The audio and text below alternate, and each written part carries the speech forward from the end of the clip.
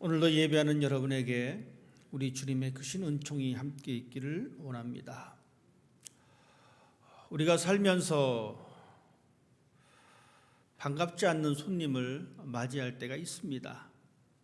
물론 인간적인 관계에서 좀 껄끄러운 존재가 만나고 싶어 하지 않는 존재일 수도 있지만, 그것보다도 우리 인생 가운데에 껄끄러운 존재가 있습니다. 그것은 바로 고통입니다. 아픔입니다. 고난입니다. 여러분, 고난하면 어떤 이미지가 떠오르십니까? 어떤 그림이 그려지십니까? 성경적으로 우리가 고난을 이야기할 때에 떠오르는 사람은 있습니다. 욥입니다. 욥이 당했던 그 고난, 그것은 욥의 문제니까 그래, 욥이 고난 당할 수 있지라고 생각해 볼 수도 있습니다. 하지만 그 고난을 내가 겪는다면 아마도 고개를 절레절레 흔들 것입니다. 어쩌면 우리 인생의 불청객이 이 고난이지 않을까, 고통이지 않을까, 정말 피하고 싶은 그 상황이 바로 고난인 것 같습니다. 그런데 이것이 우리 마음대로 되지가 않습니다. 우리 마음대로 되면 얼마나 좋겠습니까? 우리 마음대로 되지 않으니까 우린 이것 때문에 힘들어합니다. 그렇다면 이 고난을, 이 어려움을 내가 어떻게 바라볼 것인가 라는 것입니다. 어쩔 수 없이 찾아오는 이 고통과 고난은 우리가 어쩔 수 없지만 그것을 바라보는 우리의 시각은 어쩔 수 있다는 이야기입니다. 성경은 고난당하는 사람들이 어떻게 행동했는지 분명히 보여주고 있습니다. 오늘 우리가 읽은 이 시편 79편의 말씀의 배경도 그렇습니다. 하나님의 백성이라고 자부했던, 우리는 거룩한 민족이다라고 자부했던, 우리가 믿는 하나님은 결코 우리를 외면하지 아니하시고 이 세상을 주관하시는 분이다라고 자부했던 그 민족 앞에 커다란 어려움을 맞닥뜨리게 되었습니다. 하나님께서 거하신다라고 생각했던 그 성전이 파괴되었습니다. 예루살렘 성전이 다 무너져 버렸습니다. 예루살렘 성전이 무너진 것뿐만 아니라 예루살렘에 살고 있었던 수많은 사람들이 목숨을 잃게 되었습니다. 오늘 성경은 그것을 배경으로, 그것을 기억하면서 작성했던 노래입니다. 슬픈 노래입니다. 이제는 힘없는 백성이 되어서 오히려 주변 사람들의 조롱거리로 전락해 버렸습니다. 오늘 시편은 우리들에게 그것을 이야기해 주고 있습니다. 마치 우리가 이 장면을 묘사한다면, 영화로 찍는다면, 사진으로 남긴다면 여러분 어떤 그림이 펼쳐지십니까? 온 땅에 널브러진 죽은 시체만이 가득합니다. 가끔가다 중세 영화를 보게 되면 상대 마을을 초토화시키고 그 사람들은 그 사람들의 시체를, 죽은 자들의 시체를 나무에 매답니다. 그러면 까마귀들이 날아다니다가 그 시체 위에 앉습니다. 까마귀들이 그 시신을 쪼아 먹습니다. 그 장면입니다. 땅에 시체가 뒹구름에도 불구하고, 피가 땅을 흥건히 적셨음에도 불구하고 그것을 치워줄 사람조차 없습니다. 시인은 그것을 바라보면서 오늘 이 슬픈 노래를 부르고 있습니다. 그러면서 시인은 말합니다. 하나님은 보복하시는 하나님이십니다.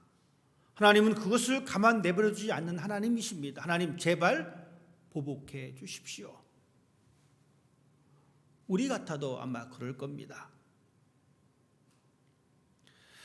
가끔 세계사에 보면 민족과 민족 간에, 나라와 나라 간에 좋지 않은 감정을 가진 나라들이 몇 개 있습니다.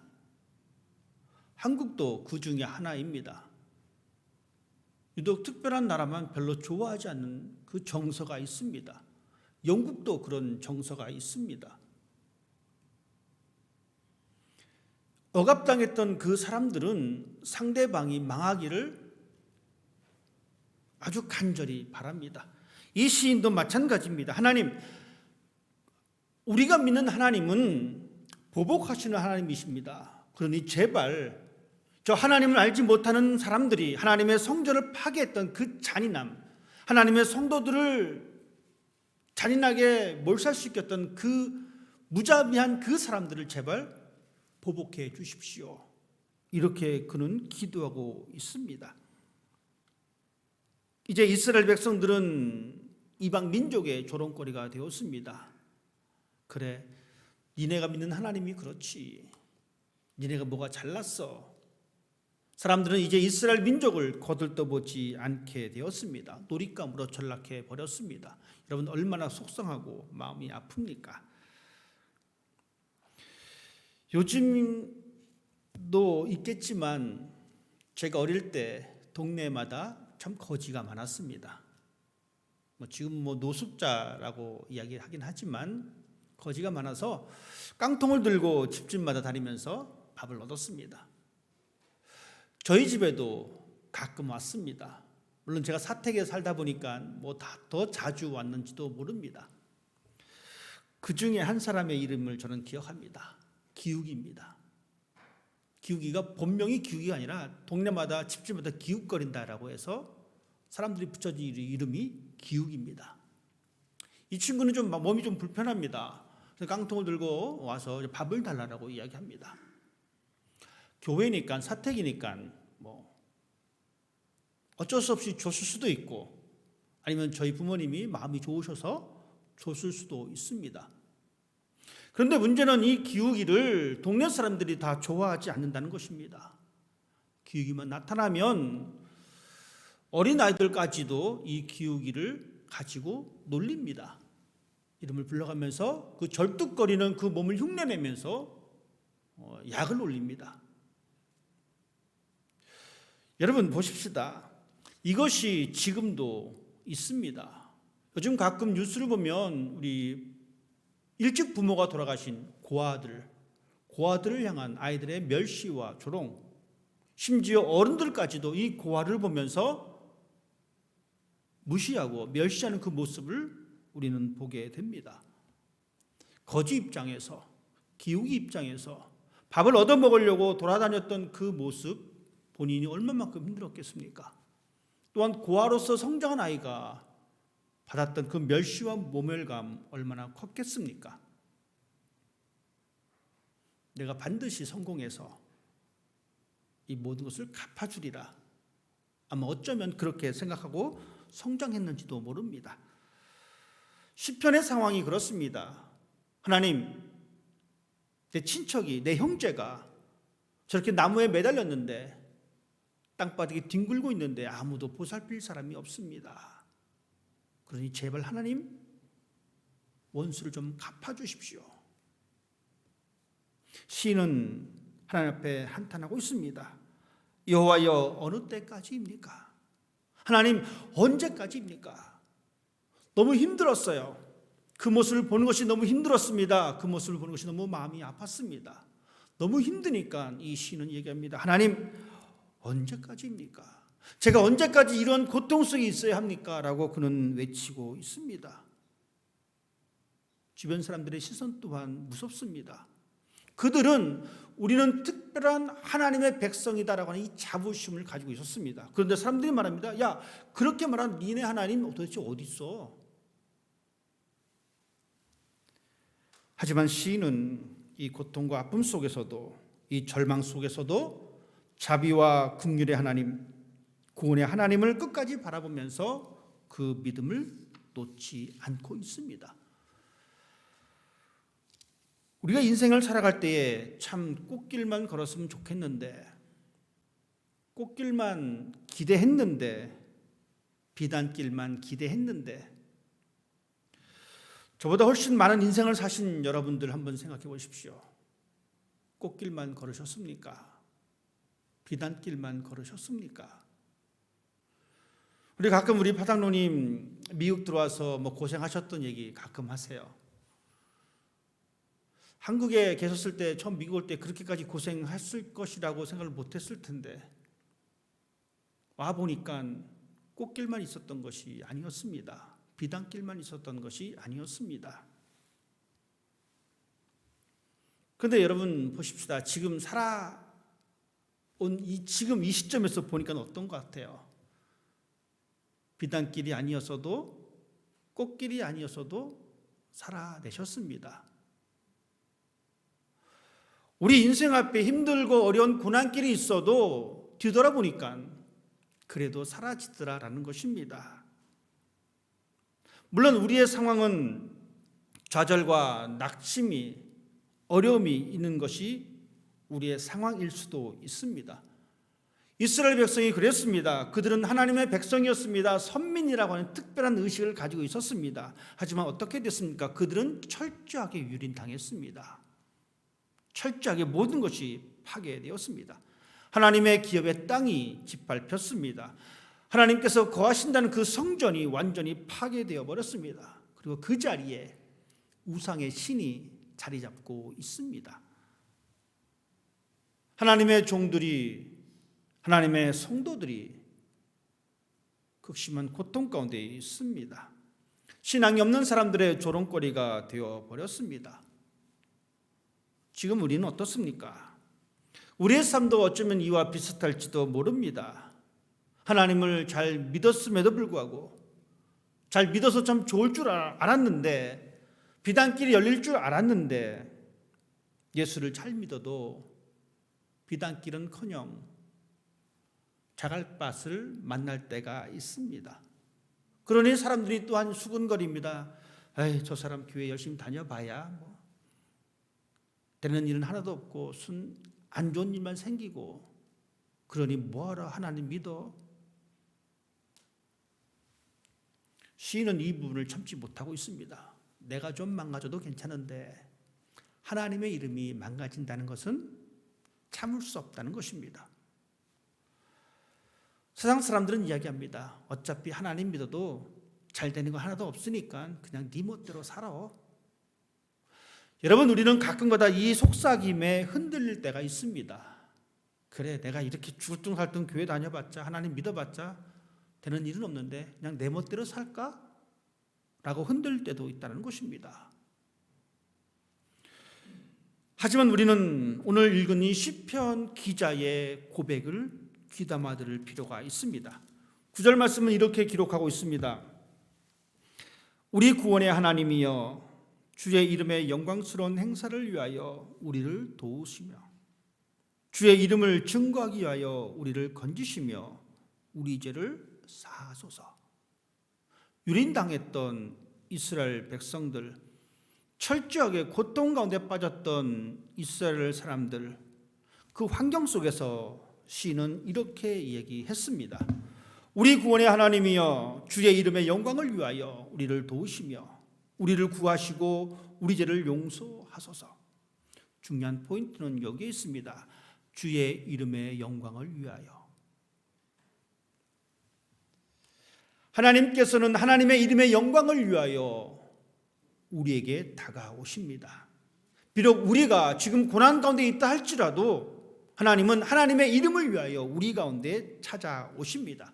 하나님께서 우리를 도우셔야 우리는 우리 인생의 기쁨을 그때 비로소 발견할 수가 있습니다.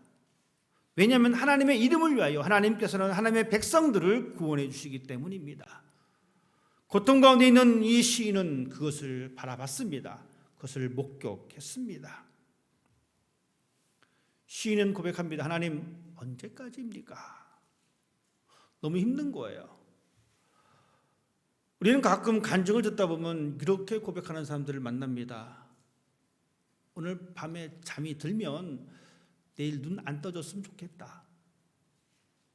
지금 저와 이렇게 쉽게 말하지만 여러분, 그 상황에 있는 사람들이 얼마나 힘들었으면 그냥 오늘 밤에 아프다가 잠들어서 눈을 감았는데 내일 눈 안 떠졌으면 좋겠다.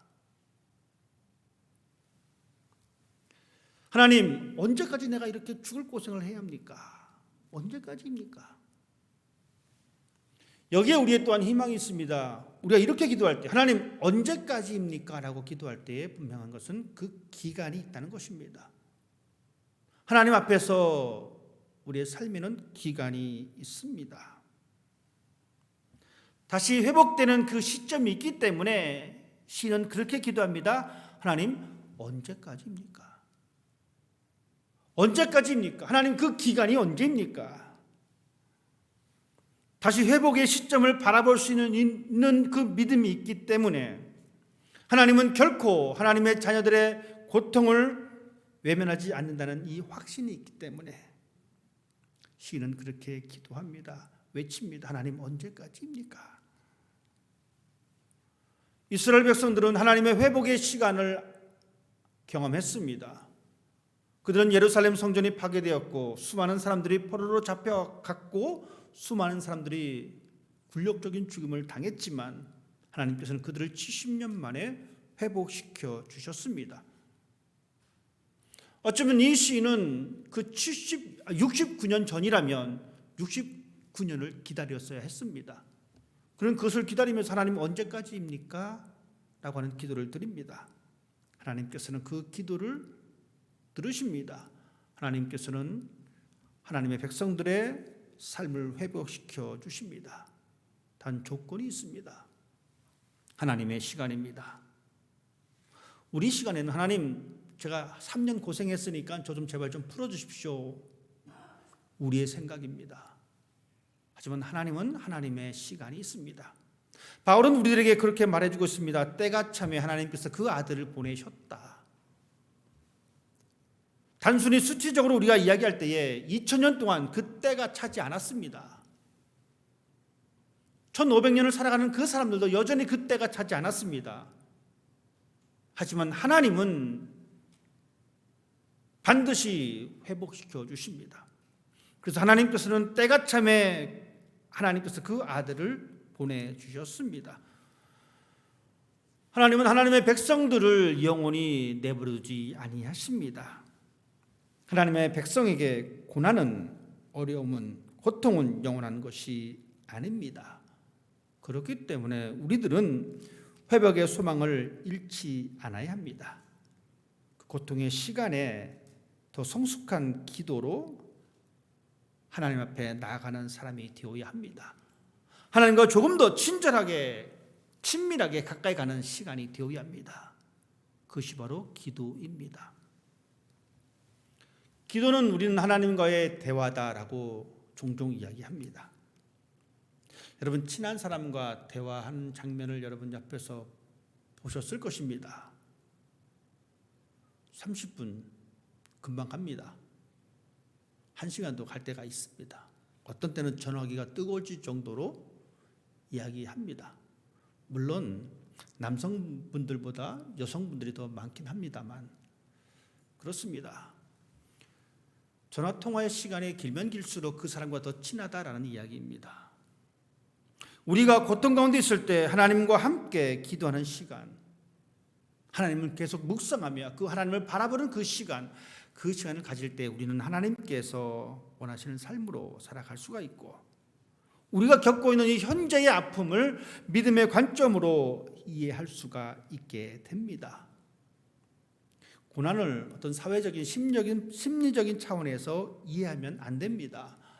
왜냐하면 우리는 그렇게 되면 우리의 환경과 원인에 대해서 분석하게 되고 그 환경과 원인에 대해서 적대감을 가지게 됩니다. 내가 그것 때문에, 그 사람 때문에, 이것 때문에 라고 하는 것에 대한 분노감이 사라지지 않습니다. 그러다 보면 화살이 결국 어디까지 오냐면 자기 자신에게까지 날아옵니다. 자기 자신을 자책하게 합니다. 나 자신을 못난 사람으로 만들어 버립니다. 하지만 기억하십시다. 우리는 특별한 존재입니다. 우리는 믿음의 백성입니다. 우리는 하나님의 자녀입니다. 즉 믿음을 제외하고는 우리를 상상할 수가 없습니다. 하나님을 제외하고는 여러분 생각하지 마십시오. 우리는 특별한 하나님의 백성이고 우리는 믿음으로 하나님의 자녀가 되었기 때문입니다. 그렇기 때문에 우리의 관점이 달라져야 합니다.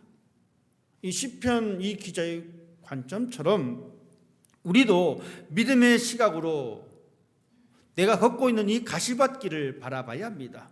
그리고 그것을 다시 해석해야 합니다. 물론 때로는 이 고난도 하나님께서 주시는 하나의 수단이기도 합니다. 하나님의 백성을 다스리시고 하나님의 백성을 성장시켜 주시는 하나님의 막대기로서 작용하기도 합니다. 그럴 때일수록 우리들은 이 어려움을 통해서 이 고난을 통해서 하나님의 섭리를 발견할 줄 아는 사람이 되어야 합니다. 그 고난을 벗어나고 싶어 했습니다. 그 고통의 시간을 벗어나고 싶어 했습니다. 여러분 그러나 보십시오. 이 시인은 개인적인 관점에서 그것을 원하지 않습니다. 그가 이 고통에서 이 아픔에서 벗어나기 원했던 것은 하나님의 관점입니다. 오직 하나님의 이름의 영광을 위해서 하나님의 이름이 다시 드러나야 하기 때문에 하나님 이 백성들을 벌해 주십시오. 하나님을 알지 못하는 이 이방 민족들을 벌해 주십시오. 왜? 하나님 내가 좀 잘 살아야 되겠습니다 라고 하는 것이 아니라 하나님의 이름이 드러나야 하기 때문입니다. 내가 믿는 하나님의 이름이 드러나야 되기 때문에 하나님 이 고통이 빨리 끝났으면 좋겠습니다. 이렇게 성숙한 모습이 우리 가운데 있어야 합니다. 나를 위해서 이 고난을 끝내주십시오 라고 하는 것은 어린아이의 신앙과 같습니다. 우리는 조금 더 성숙한 신앙인이 되어야 될 필요가 있습니다. 왜냐하면 우리는 매일같이 그리스도의 장성한 분량까지 성장해야 할 이유가 있기 때문입니다.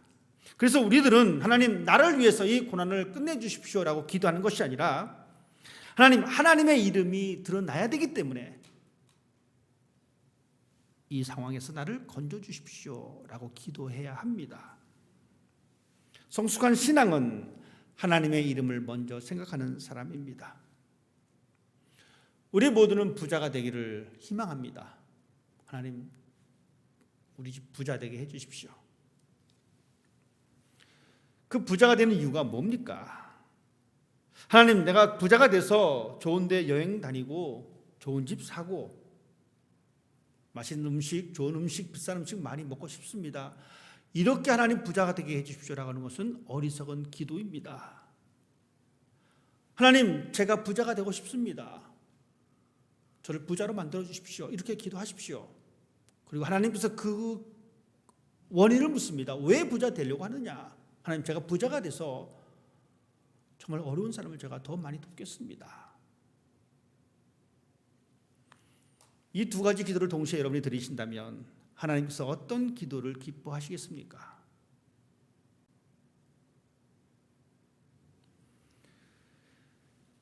본인 잘 먹고 잘 살려고 기도하는 그 기도를 기뻐하시겠습니까? 아니면 어려운 이웃을 살피고 그를 더 도우려고 하는 그 기도를 하나님께서 기뻐하시겠습니까? 하나님께서 말씀하십니다. 너희는 먼저 그의 나라와 그의 의를 구하라. 그리하면 이 모든 것을 너에게 더하시리라. 하나님의 이름을 위하여 주님의 이름을 위하여 찾고 간구할 때에 하나님께서는 모든 것을 더해 주신다라고 말씀해 주고 있습니다. 우리는 조금 더 성숙할 필요가 있습니다. 나 자신의 행복과 나 자신의 유익을 위해서 기도하는 것이 아니라 하나님 내 인생을 통하여 하나님의 이름이 드러나기를 원합니다 라고 기도할 줄 아는 사람, 그런 기도가 우리 가운데 필요합니다. 왜냐하면 하나님의 이름이 먼저 드러나야 하기 때문에 그렇습니다. 여러분 꼭 기억하십시다. 하나님의 이름이 드러나야 합니다.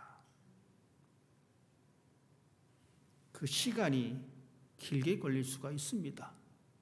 하지만 시인이 기도했던 그 기도, 하나님 언제까지입니까? 즉 하나님의 이름이 드러날 시간이 분명히 있다는 것입니다. 내가 겪고 있는 이 상황 가운데 하나님의 이름이 분명히 드러날 시간이 있다는 것을 여러분 기억하시고 좌절하고 낙심하는 것이 아니라 더욱더 하나님의 이름을 부르는 사람이 되어야 합니다. 고난도 하나님께서 나에게 주신 이 축복도 하나님의 이름에서 해석해야 합니다. 하나님의 이름이 드러나는 것이 고난이요, 하나님의 이름이 드러나는 것이 축복이어야 합니다.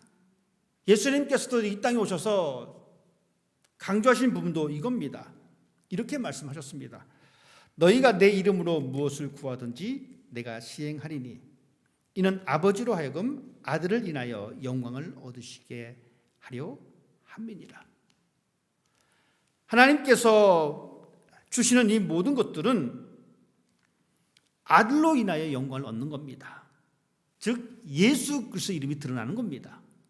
주시는 모든 것들이 예수 그리스도 이름을 드러내는 겁니다. 우리의 삶에 예수 그리스도 이름이 드러나는 것입니다. 여러분, 그때까지 우리는 참고 기다리고 기도해야 합니다. 이것이 우리 신앙인의 모습입니다. 비단길을 원했던 우리들에게 때로는 이 가시밭길을 만날 수도 있습니다.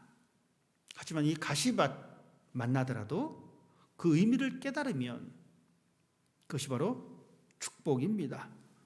그 의미를 발견하지 못하면 나는 항상 이것은 하나님의 심판인가? 하나님의 저주인가? 이 생각에서 벗어날 수가 없습니다.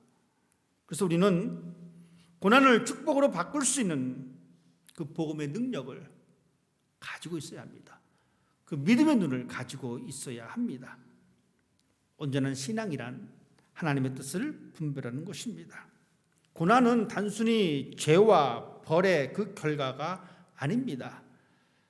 고난은 하나님의 영광과 연결시킬 때에 우리는 믿음으로 승리할 수가 있습니다. 시인이 고백했던 그 기도를 여러분 기억하십시다. 하나님의 영광을 위하여 우리를 건져 주옵소서. 주님의 이름을 위하여 하나님 나를 건져 주옵소서. 왜요? 하나님의 영광이 나타나야 되기 때문에 그렇습니다. 지난주 우리 성경 공부할 때 여러분 기억하십니까? 사람의 제일 되는 목적이 무엇입니까? 아니, 목사님 농담도 잘하시지. 일주일 전 것을 제가 어떻게 기억합니까? 이렇게 말씀하시면 안 되고요. 사람의 제일 되는 목적이 뭡니까? 하나님의 영광입니다.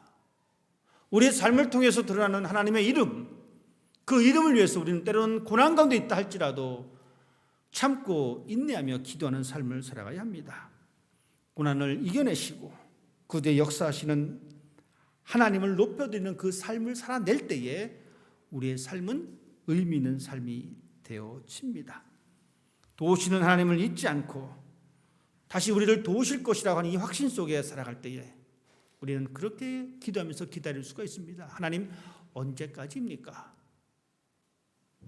끝이 있음을 우리는 고백하는 것입니다. 소망이 있음을 우리는 고백하는 것입니다. 이 고백이 여러분의 삶을 하나님께서 기뻐하시는 삶으로 만들어내기를 주님 이름으로 축복합니다. 기도하겠습니다.